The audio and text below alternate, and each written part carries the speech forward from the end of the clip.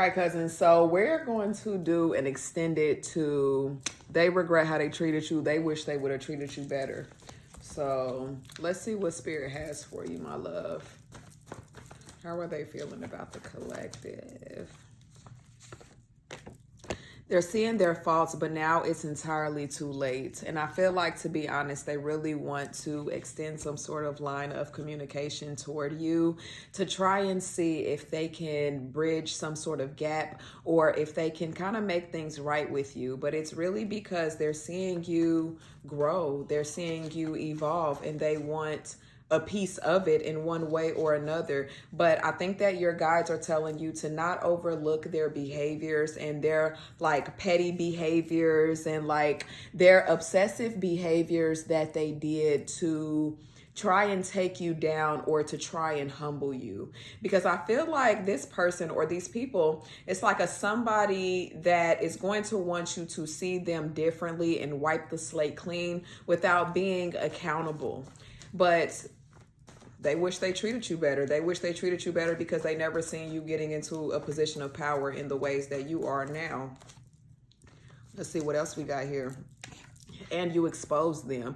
To be honest, I think that whether you expose them directly or your energy expose them, it looks like they're being exposed as a fraud. They're being exposed as having like siphoning your energy, your intellectual property, and all of the smear campaigns that they have been doing by way of running their mouth behind your back is definitely caught up to them. And they've just made themselves look like a hater. They've made themselves look like they lack authenticity, and that's why they're mad at you. And yeah, to be honest, it's like your guides denying them at the door, but it's like they want you to free them from their guilt and from their shame of how they treated you. Yep, we got karmic out here.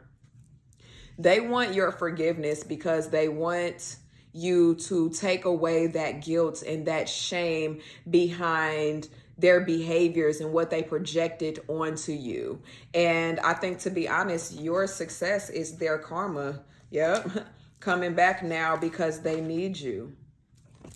They want a part of your new beginning, but your guides told you instead to cut the cord, and now they're having to fend for themselves, and they're running out of people to blame. Blaming you because it hurts to be accountable. Manifesting you back. They're running out of people to blame.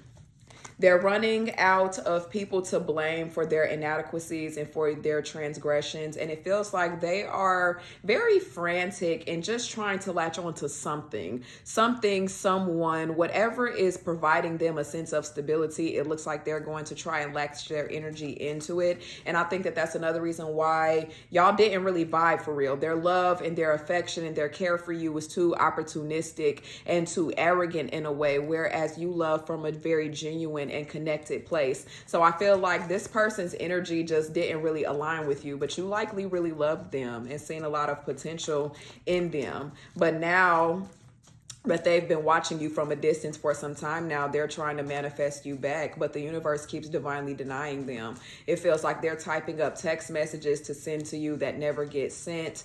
It feels like every time they ask about you to a friend, like they're kind of cut off by the friend. They can't have access to your energy right now. And it's because they're also being tasked with their own spiritual awakening to become more aware of the lack of love and care and consideration that they have for themselves that shows in how they treat other people. Yeah.